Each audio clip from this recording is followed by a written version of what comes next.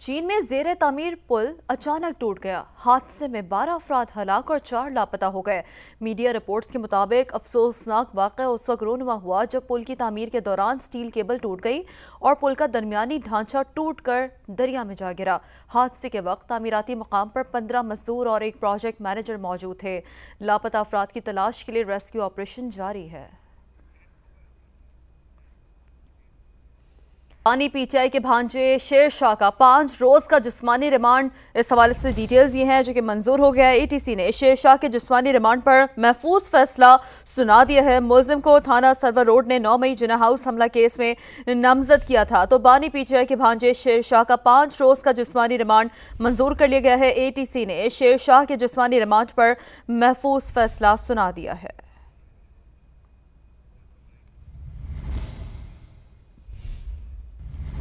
Audit हुकाम ने LDI कंपनियों से 89 अरब रुपए से ज्यादा वाजिबात की वसूली में नाकामी की जिम्मेदारी वजारत IT और PTA पर डाल दी है। दोनों इदारों के दरमियान हम आहंगी न होने को वाजिबात की अदम वसूली की वजह करार दिया है।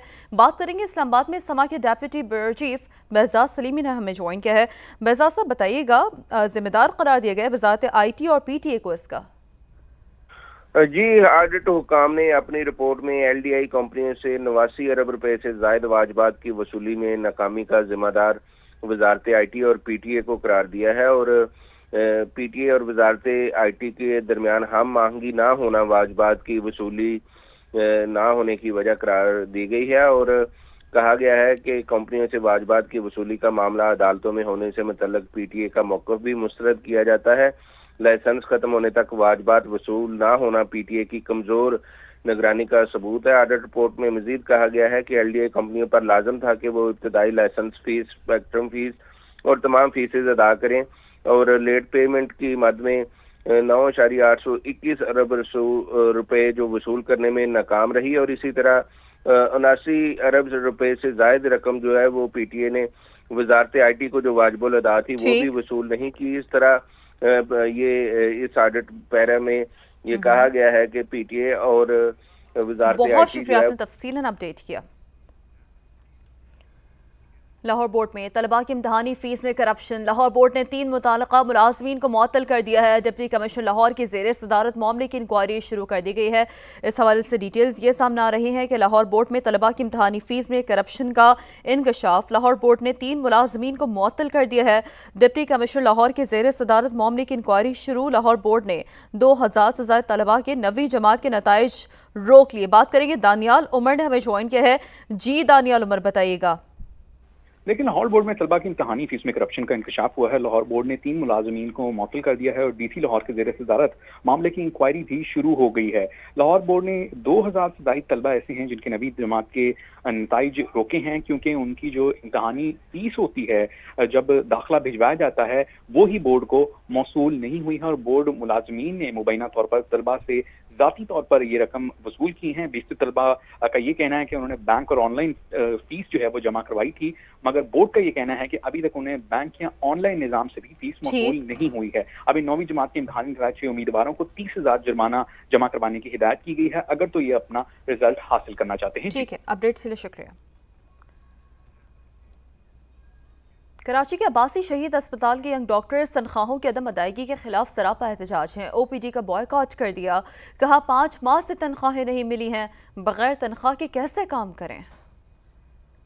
5 महीनों से सैलरी नहीं मिली है और हम बगैर पैसों से 5 महीने से काम कर रहे हैं यहाँ पे विदाउट एनी पे। हमसे ये वादा किया गया था कि हमारी तनख्वाहें जो है वो बढ़ा दी जाएंगी, जो अब तक के कोई इस पर कोई अमल दरामद नहीं हुआ है। हमारा लाएअमल फिलहाल यही है कि अगर ये लोग हमें हमारे 4-5 महीने की सैलरी, मेहनत की कमाई अगर हमें नहीं देते हैं तो हम OPD जो है तब तक नहीं खोलेंगे जब तक हमें ये मिलेगी नहीं। FI इमिग्रेशन कराची एयरपोर्ट पर गफलत और लापरवाही के वाक़यात। इमिग्रेशन डिपार्चर और अराइवल पर 87 अफसरान और एहलकारों के तबादले और तकर्रियाँ कर दी गई हैं।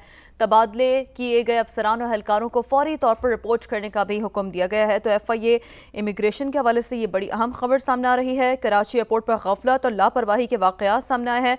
इमिग्रेशन डिपार्चर और अराइवल पर 87 अफसरान और एहलकारों के तबादले और तकर्रियाँ की गई हैं। तबादले inspector, sub inspector, ASI, head constable और कांस्टेबल के किए गए हैं। कमात के मुताबिक 2 इंस्पेक्टर, 9 सब इंस्पेक्टर, 27 ASI के तबादले भी देखे गए हैं, सामने आए हैं। खैबर पख्तूनख्वा में क्लाउड बर्स्ट और सैलाबी रैली में जाम बहक अफराद की तादाद 396 तक जा पहुंची है। 500 घर मुकम्मल तबाह हो गए हैं। बुनेर में अब भी रेस्क्यू ऑपरेशन जारी है। इस वक्त हमारे नुमाइंदे सजाद हैदर तर्जुमान PDMA के साथ मौजूद है, उन्हीं से बात करते हैं। जी सजाद, बताइए। जी बिल्कुल, हम यहाँ पर इस टाइम पेशावर में PDMA के कंट्रोल रूम में मौजूद है। हालिया सैलाब, क्लाउड बस्ट और बारिशों के बाद जो सैलाबी सूरत हाल पैदा हुई है, जिसमें अमवात जो है वाक़ हुई हैं। हमारे साथ यहाँ पर तर्जुमान PDMA मौजूद हैं, उनसे हम जानना चाहेंगे क्या अब तक फिगर आए हैं आपके पास? बिल्कुल जी, 14 अगस्त से जो बारिशों का सिलसिला शुरू था और उसकी वजह से जो डेथ कैजुअल्टीज़ काफ़ी ज़्यादा हुई हैं, तो अब तक के 9 अजला में जो कैजुअल्टीज़ रिकॉर्ड की गई हैं, तो 396 जो है अब तक डेथ है और इसके साथ साथ जो है तकरीबन जो है 500 से अबव जो है इंजर्ड हैं। स्टिल अभी तक जो डेटा हम डिस्ट्रिक्ट एडमिनिस्ट्रेशन की जानिब से रिसीव हुआ है, तो उसके मुताबिक अब तक जो है 3000 से ज़्यादा घरों को नुकसान पहुंचा है, जिसमें तकरीबन 500 के करीब घर जो हैं वो मुकम्मल तौर पर मुनहदिम हुए हैं और कुछ घरों को जो है जुज़वी तौर पर नुकसान पहुँचा है।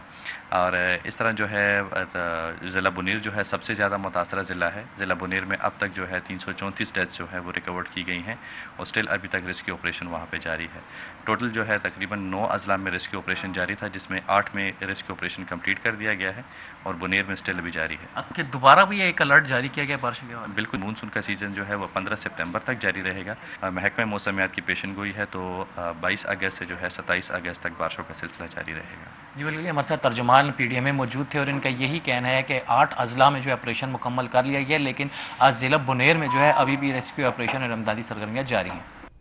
समा की खबर पर जिले इंतजामिया का एक्शन। DC बहावलपुर फरहान फारूक का दरिया सतलज के टूटे बंद का दौरा, इलाका मकीनों की नकल मकानी के लिए अहकाम जारी कर दिए। बात करेंगे हमारे नुमाइंदे एहसन अंसारी ने हमें ज्वाइन किया है। जी एहसन, बताइएगा, समा की खबर पर एक्शन लिया गया है? हाँ जी बिल्कुल, दरिया सतलुज में पानी के बहाव में और पानी के लेवल में मुसलसल इजाफा होता जा रहा है। इस वक्त तकरीबन 35,000 क्यूसिक का पानी का जो रेला है वो बहावलपुर की दरियाई पट्टी से गुजर रहा है। माड़ी कासिम शाह के इलाके में हम मौजूद हैं, जहां से 2 रोज़ कबल रिपोर्ट किया गया था कि दरिया का जो ये किनारा है यहाँ के इलाका मकीनों की जानिब से राह गुजर में तब्दील कर दिया गया था, जिस पर अब ज़िला इंतज़ामिया ने नोटिस लिया है और डिप्टी कमिश्नर बहावलपुर फरहान फारूक इस जगह का मुआयना कर रहे हैं।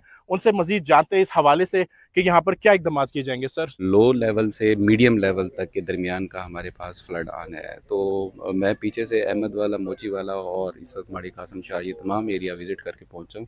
हर जगह पे मैंने मकामी लोग जो आसपास के रहने वाले हैं उनको यही तनबीह की है कि वो जल्द से जल्द अपने माल मवेशी और अपने सामान को किसी महफूज मकाम पर शिफ्ट कर लें, क्योंकि अगले 12 से 24 घंटे में यहाँ पर भी पानी का जो लेवल है वो ऊपर होगा। DC बहावलपुर का यही कहना है कि सैलाब जो यहाँ पर जैसे ही आएगा तो उसके बाद सिर्फ और सिर्फ यहाँ पर जो इवैक्यूएशन है, यहाँ से जो नज़दीकी इलाके के जो लोग हैं उनकी इवैक्यूएशन ही वाहिद हल होगी।